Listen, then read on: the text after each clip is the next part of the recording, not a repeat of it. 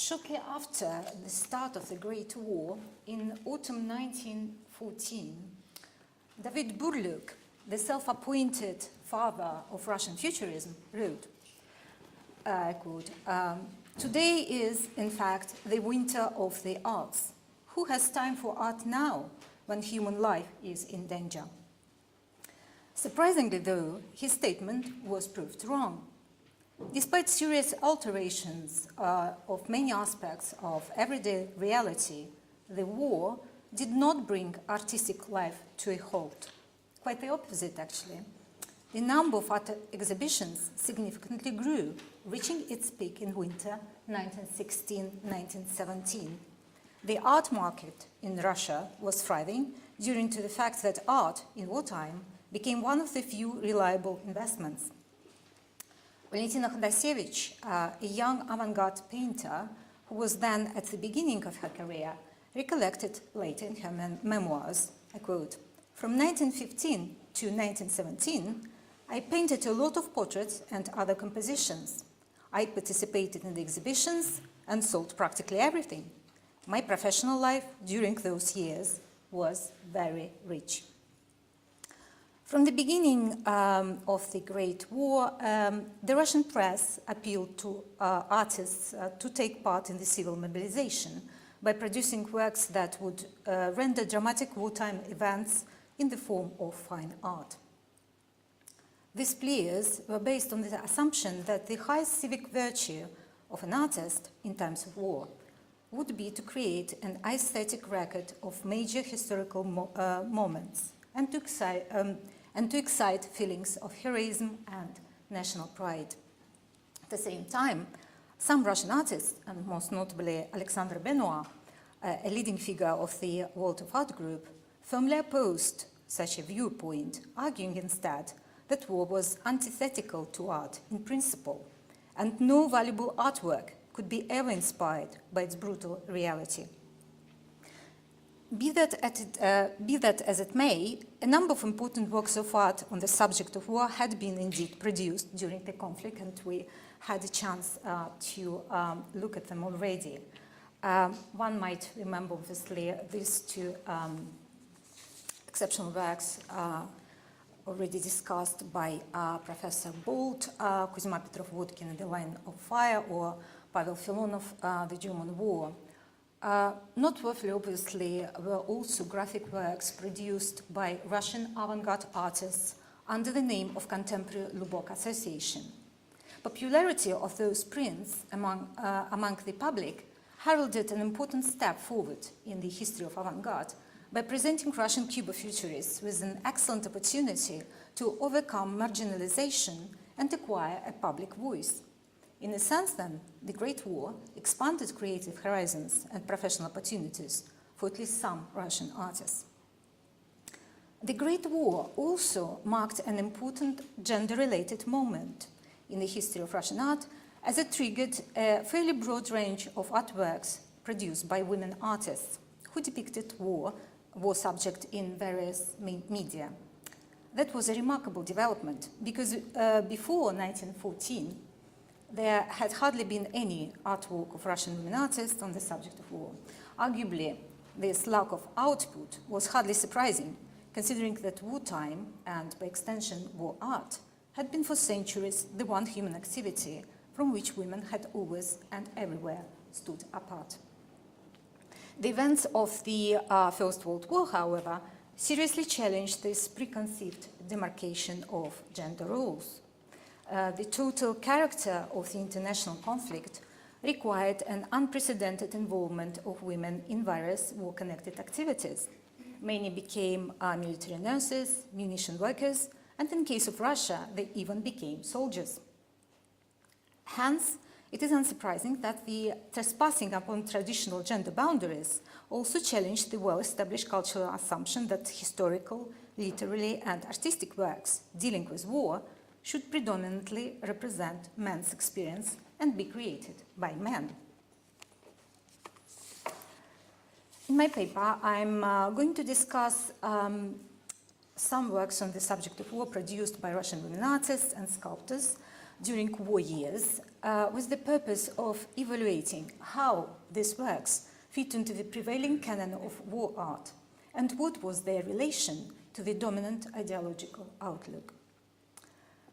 It must be noted, however, that women's involvement with the subject of war in visual arts during wartime was at least partially stimulated by some notable developments in the immediate pre-war period.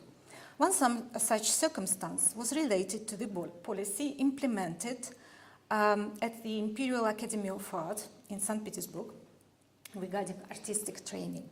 Historic evidence shows, in fact, that in the years immediately preceding the Great War, female students gained the ability to be trained as professional battle painters. For instance, the photograph of the battle painting studio at the Imperial Academy showed men and women students engaged in studies for battle painting.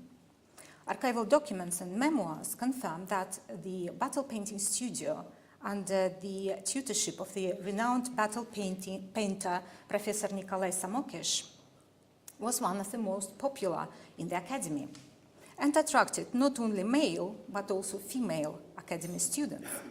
In the early 1910s, for example, at least two women, Vasilchikova and Volkova, unfortunately I was unable to discover their names, only surnames survived, were registered as Samokish students, while women artists from other workshops were also allowed to participate in Samokish classes. And apparently, some regularly took advantage of this opportunity. Another notable development took place in the field of Imperial Academy's ideological opponents, by which I mean Russian avant-garde artists, obviously, who extensively used the metaphor of war as an effective weapon to fight against what they perceived to be old-fashioned and decaying culture of the past. Avant-garde women were no less bellicose and outspoken in adopting this aggressive rhetoric, both in their public speeches and in their art. One can, for instance, recall Olga Rozanova's manifesto, written for the Union of Youth Art Group and published in March 1913, where she declared, and I quote, "War to all the jailers of the free art in painting, who put it in the chains of the commonplace," end of quote.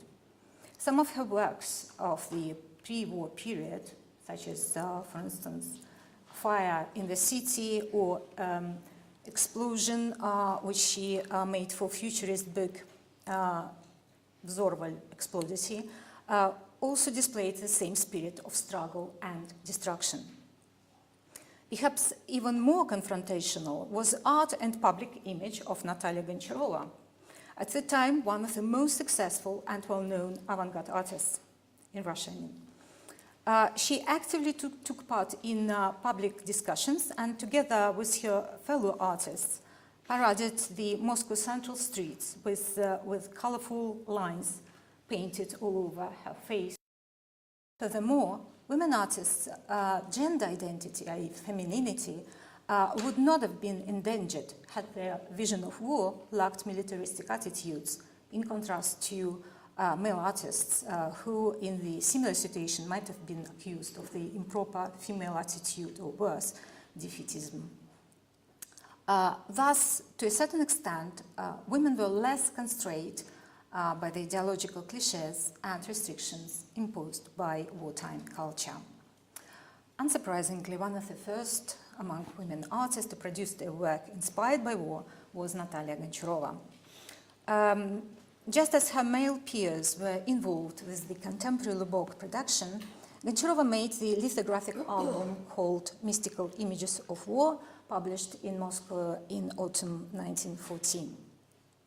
This work was undeniably based on a deep sense of national identity and patriotic feeling. That said, however, it also represented a striking contrast, both visual and conceptual, to the boisterous or ultra-patriotic nature which distinguished the contemporary Lubok works and the more conventional wartime prints. I do not have now time to dwell too much on this work, and much had been written about it, obviously. I would only like to illustrate my point now about originality of Goncharova's approach and deviation of her work from other examples of contemporary war art by considering just one of the 14 lithographs making up the album. And I'm talking about folio number 10, called Angels and Airplanes. It represents an air battle, air fight between two airplanes, a motif that was widely used in Russian wartime propaganda, especially in the so-called heroic battle Lubki, which thus reacted to advanced technological aspects of the Great War. At the same time, the motif of airplane also evoked strong futurist associations. Goncharova, the subject of airplane and air fight also evoked strong futurist associations, and Goncharova already tested it in her 1913 painting Airplane over the Train. Subject of Goncharova lithograph, now in her mystical images of war, indeed is a deadly air battle between the two pilots, which echoes Battle Lubki. Oversimplified as a primitive style also point to Lubok as one of the sources of artistic inspiration. On the other hand, Goncharova's composition is constructed along powerful intersections of straight lines, reminiscent of the futurist lines of force, which delineate airplanes and angels' wings.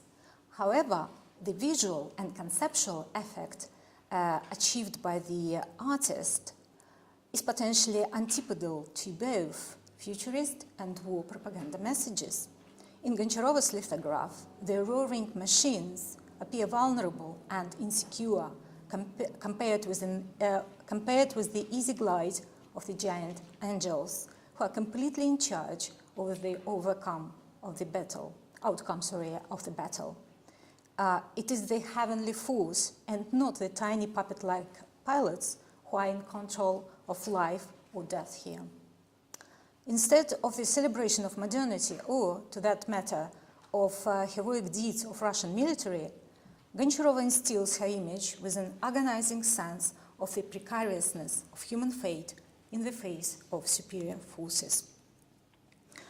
The motive of the battle in air and pilot's death also appears in Olga Rozanova's album of lino cuts called War, which she created in collaboration with the pioneer of transrational poetry Alexei Kruchonych, and this work was published in January 1916. The image in question, which I would like to discuss a little more, is called Airplanes over City, and it is a collage made up of 6 cut-out pieces, including 3 linear cuts and 3 geometric shapes. One of the linear cuts represents a black and white image of the dynamic intersection between fragments of airplanes and cityscapes. I'm talking about this fragment. There are 2 smaller, figurative fragments. One is here rendered in a saturated red, and it is a simplified outline of the human shape, helplessly floating in the void of a white background. And the third linear cut delineates an airplane. These 3 figurative elements are complemented by 3 geometrical shapes. All 6 cutouts, glued at various angles in relation to each other onto brownish paper, are hovering over the folio's surface. Ultimately, Rozanova, the artist, offered a visual parallel of Kruchonich's method of Zaum or transrational poetry, based as it was on a complex semantic and phonetic construct, bringing together actual words and invented combinations of sounds, with the intention of creating new associative meaning. That's why I put here the index of contents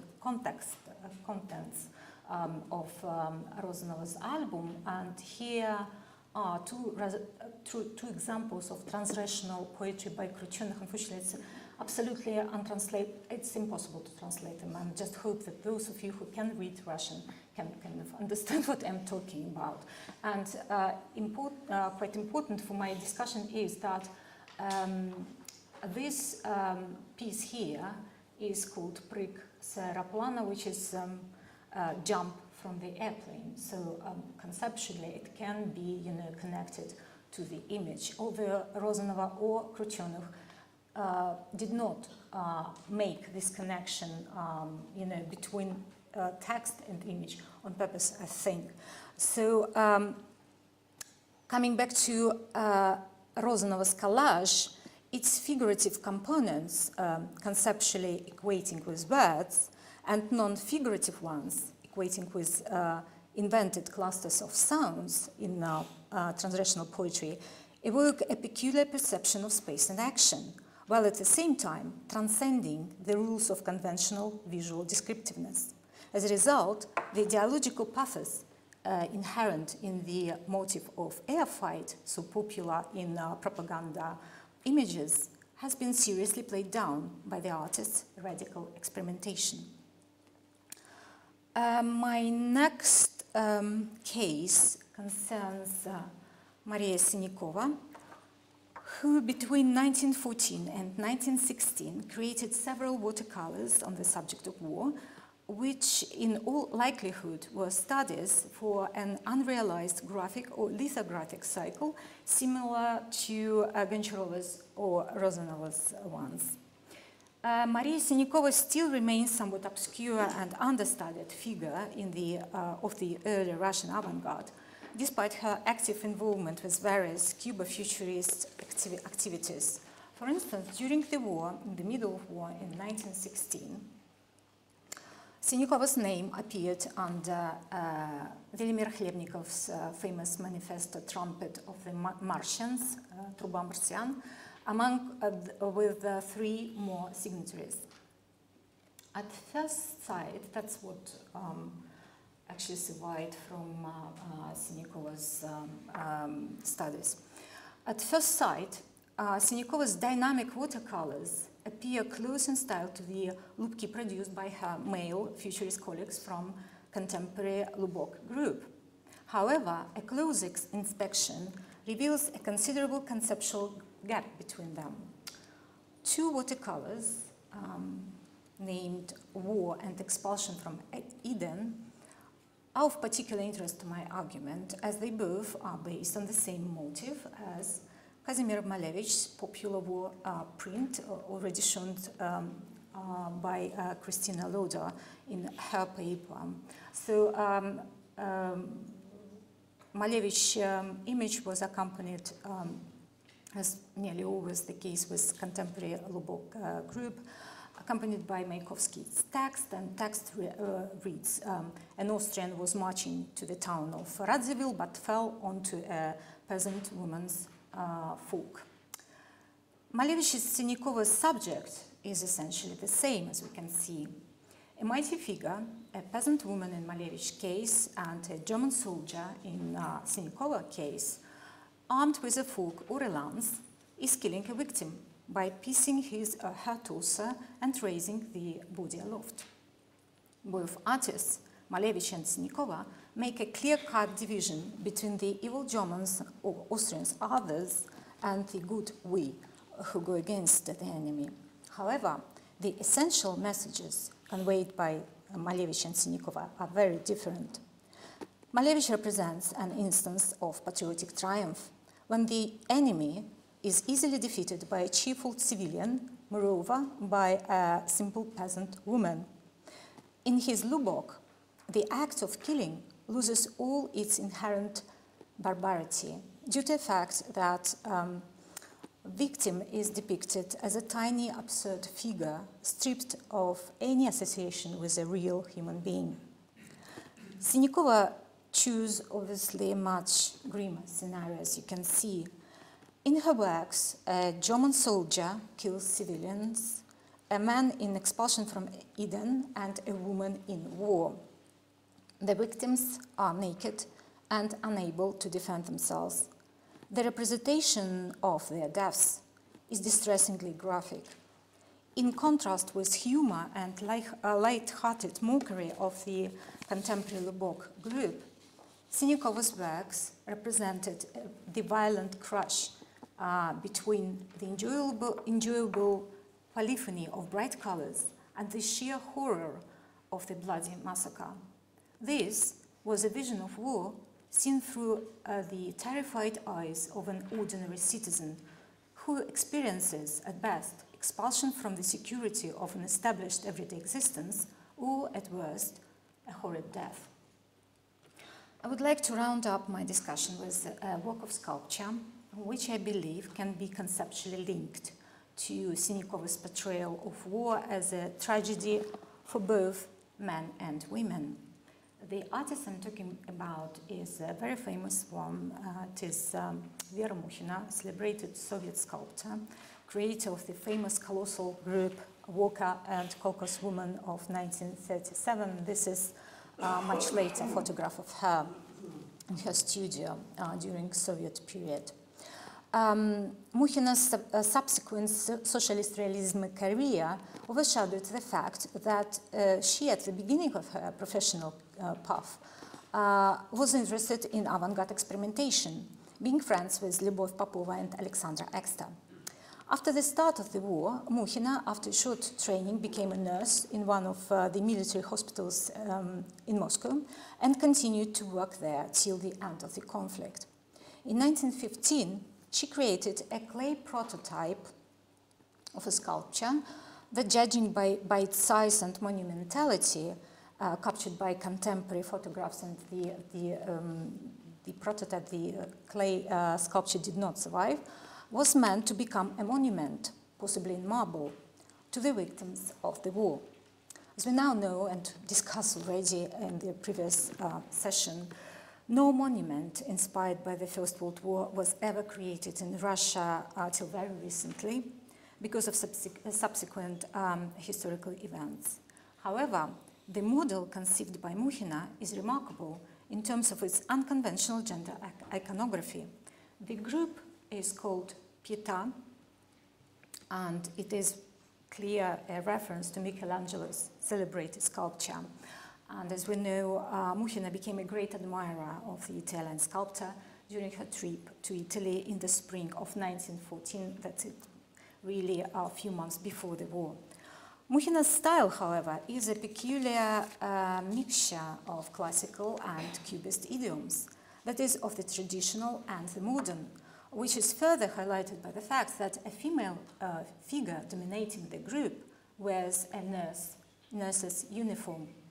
This Madonna/nurse is despairing over the body of a dead man whose nakedness prevents any clear-cut identification with the heroic death of a warrior and therefore subverts the canon of a traditional military monument. Instead, Mukhina's conceptual message equates the depth of female suffering and indeed the level of women's engagement with the war with that of the soldiers' self-sacrifice.